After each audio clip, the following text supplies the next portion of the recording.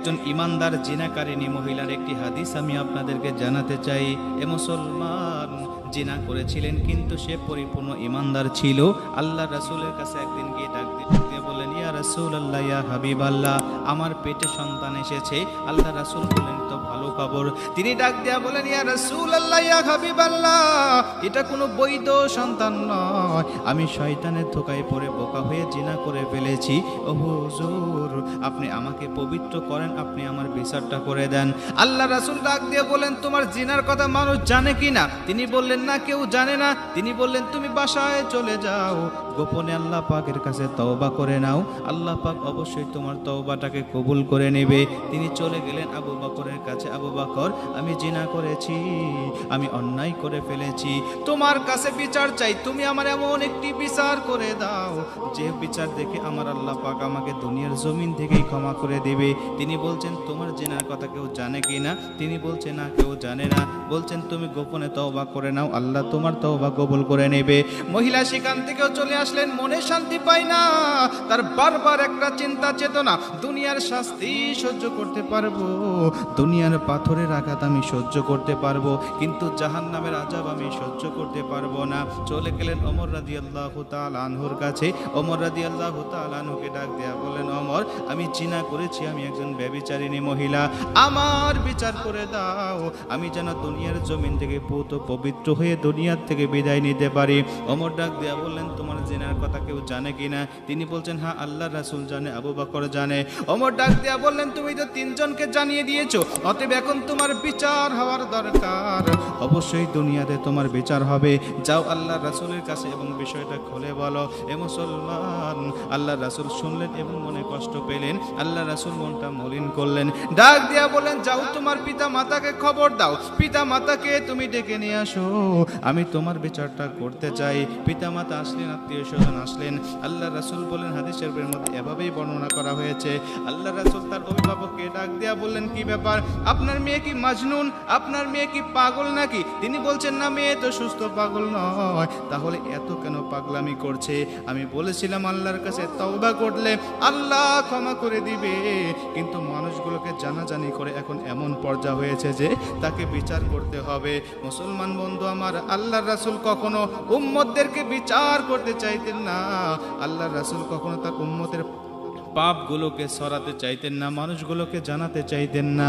আল্লাহ রাসূল বলতেন, গোপনে পাপ করে যখন গোপনে আল্লাহর কাছে তওবা করে তোমরা নিবে, আল্লাহ পাক তখন তোমাদের তওবাগুলোকে কবুল করে নিবে। জোরে কোন সুবহানাল্লাহ।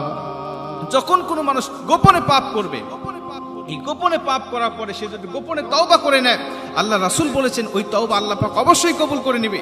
যখন কোনো মানুষ এই পাপ করার পরে মানুষগুলোকে জানাজানি করে, আল্লাহ রাসূল নিষেধ করতেন, কখনো তুমি পাপ করে মানুষকে জানাবে না, কারণ কিয়ামতের ময়দানে এই মানুষটা তোমার বিপক্ষে কালসাপ হয়ে দাঁড়াতে পারে। তোমাকে যখন আল্লাহ পাক ক্ষমা করে জান্নাতে দিয়ে দিবে, তুমি জান্নাতে যাইতে লাগবে, তখন এই মানুষটা হতে পারে তোমার বিপক্ষে আপিল করে আল্লাহ পাকের কাছে সুপারিশ করবে, আল্লাহ, দুনিয়ার জমিনে সে জঘন্য একটি পাপ করেছিল, অন্যায় করেছিল, কেউ সাক্ষী নাই, আমি সাক্ষী, সে আমাকে বলেছিল সে অমুক জায়গায় জিনা করেছিল, সে অমুক জায়গায় এই অপরাধ করেছিল, আল্লাহ আপনি তাকে ক্ষমা করে দিচ্ছেন। তখন আল্লাহ পাক পুনরায় তার বিচারটা শুরু করবে। এই জন্য পাপ করে কখনো কাউকে বলার চেষ্টা করবেন না, আপনি নিজেই পাপ করেছেন, আল্লাহ পাকের কাছে তওবা করে নেন, আল্লাহ পাকের কাছে ক্ষমা চেয়ে নেন, তাহাজ্জুদ পড়ে চোখের পানি ছেড়ে আল্লাহ পাকের কাছে আপনি কান্নাকাটি করবেন। এই জন্য আল্লাহ রাসূল সবসময় মানুষের পার্সোনাল বিষয়গুলো কারোর কাছে শেয়ার করতে নিষেধ করেছেন। এমনকি স্বামী স্ত্রী, অনেক স্বামী আছেন যারা বাসর রাতে স্ত্রীকে জিজ্ঞেস করে, তুমি জীবনে কোনো পাপ করেছো কিনা, কোনো বৈধ সম্পর্ক তোমার ছিল কিনা, অন্য পরপুরুষের সাথে প্রেম করেছো কিনা।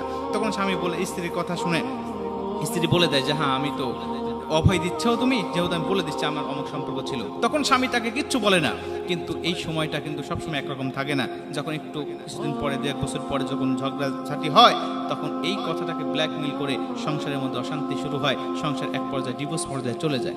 এই জন্য ব্যক্তিগত বিষয়, পার্সোনাল বিষয়ে কাউকে জানানোও ঠিক না, আবার জানার জন্য চেষ্টা করাও ঠিক নয়। এটা আল্লাহ রাসূল নিষেধ করতেন। আল্লাহ রাসূল বলতেন যে, আমি চাই আমার উম্মতেরা পাপ করেছে এটা গোপনে আল্লাহ পাকের কাছে তওবা করে নেবে, আল্লাহ তা ক্ষমা করে দিবে। কিন্তু এই মহিলা যখন বারবার এসে আমার কাছে বলছে, তাহলে তাকে বিচার করতেই হবে। তিনি বলছেন, তোমার পেটে যেহেতু সন্তান, তুমি অপরাধ করেছো, সন্তান কোনো অপরাধ করে নাই, অতএব বাসায় চলে যাও, সন্তান ভূমিষ্ঠ হওয়ার পরে তুমি আমার কাছে আসবে। চলে গেলেন, সন্তান ভূমিষ্ঠ হলো। হাদিসের মধ্যে আসছে রুমাল দিয়ে সন্তানটাকে পেঁচিয়ে আল্লাহ রাসূলের দরবারে হাজির। ইয়া রাসূলুল্লাহ, আমার বিচারটা করে দেন, আমি পাপী, আমি অন্যায় করেছি, আমি জিনা করেছি, আমার অন্যায়টা, আমার পাপটা আপনি মোচন করে দেন। আল্লাহ রাসূল মুখটা মলিন করলেন আর ডাক দিয়া বললেন, তুমি অন্যায় করেছো, তোমার সন্তান কোনো অন্যায় করে নাই। তোমার সন্তান তোমার বুকের দুধের হকদার, সে তোমার বুকের দুধ পালন করবে। যাও, তুমি তাকে যত্ন নিয়ে আদর করে তাকে লালন পালন করো। তোমার সন্তান দুধ ছাড়ার পরে তুমি আসবে, তখন আমি তোমার বিচার করব।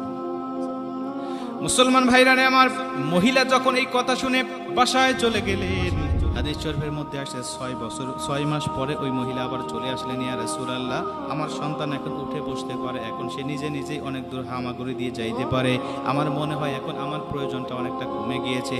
ইয়া রাসূলুল্লাহ, ইয়া হাবিবাল্লাহ, এখন আমার বিচারটা আপনি করে দেন। আল্লাহ পাক যেহেতু আমাকে জিনাকারিনী মহিলা হিসাবে দুনিয়া থেকে যেন না নেয়, আমাকে যেন জিনার গুনাহটা দুনিয়ার জমিনেই ক্ষমা করে দেয়। কারণ জাহান্নামের আযাবের বর্ণনা আমি শুনেছি, সেটা আমি সহ্য করতে পারবো না, জাহান্নামের কষ্ট আমি সহ্য করতে পারবো না। আল্লাহ রাসূল বললেন, তুমি কমপক্ষে 2টা বছর তাকে দুধ পান করাইবা, 2 বছর পরে তুমি আমার কাছে আসবা, আমি তোমার বিচারটা করে দেব। মুসলমান বন্ধু আমার, 2 বছর পরে ওই মহিলা আল্লাহ রাসূলের দরবারে উপস্থিত হয়ে গেলেন। চোখের পানি ছেড়ে দিয়ে ডাক দিয়া বললেন, ইয়া রাসূলুল্লাহ, ইয়া হাবিবাল্লাহ, আমার সন্তান এখন দৌড়াদৌড়ি করতে পারে, নিজের হাতে খাবার খাইতে পারে, এখন আমার আর প্রয়োজন তেমন হবে না। ইয়া রাসূলুল্লাহ, আমি কখন মারা যাব জানি না, জিনার অপবাদ নিয়ে দুনিয়া থেকে বিদায় নিতে চাই না, আমার বিচারটা আপনি করে দেন, যেন আল্লাহ পাক আমাকে জিনাকারিনী হিসাবে না ডাকতে পারে, যেন আমি দুনিয়ার জমিন থেকে জিনার গুনাহ সম্পূর্ণ মুক্তি পেতে পারি। আল্লাহ রাসূল বললেন, ঠিক আছে, পরিবার পরিজনকে তুমি ডাক দাও। সাহাবীদেরকে ডাকা হলো, বুক পর্যন্ত তোমরা গর্ত খনন করো।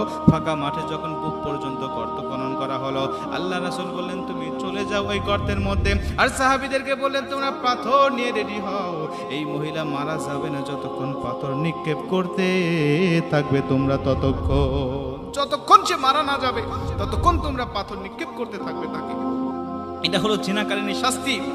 আল্লাহ রাসূল সাল্লাল্লাহু আলাইহি ওয়াসাল্লাম যখন এমন আদেশ দিলেন, মহিলা চলে গেলেন তার সন্তানের কাছে। কলিজার টুকরা ছোট্ট সন্তান, তাকে গালে মুখে চুমা খেতে লাগলেন, চোখের পানি দরদর করে ফেলতেছেন আর বলছেন, বাবা রে, আমি আজকে হয়তো বা দুনিয়া থেকে বিদায় নিয়ে চলে যাব, আর দেখা হবে না তোমার সাথে দুনিয়াতে, কিন্তু হাসরের মাঠে তোমার সাথে আমার সাক্ষাৎ হবে, হাসরের মাঠে তোমার সাথে আমার দেখা হবে, হতে পারে জান্নাতে তোমার সাথে আমার সাক্ষাৎ দেখা।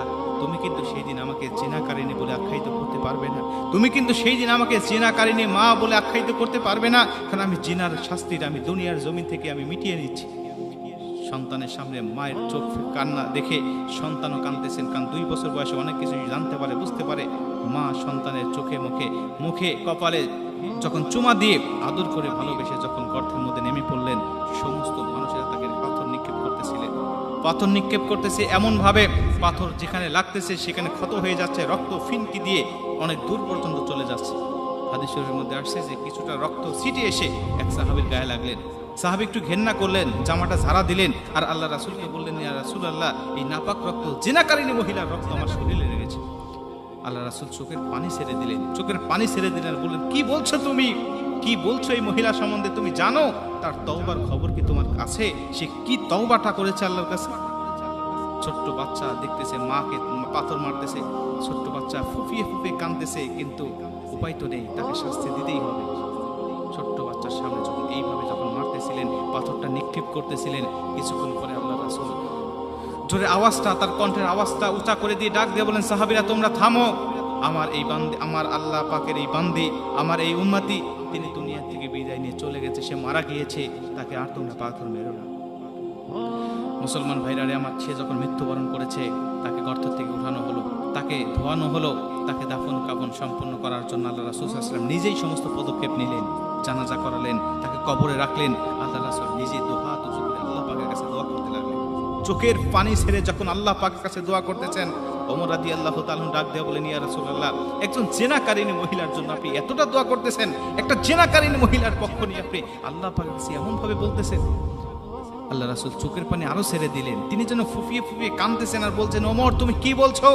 তুমি জানো না, আমি যা জানি তুমি যা জানো না।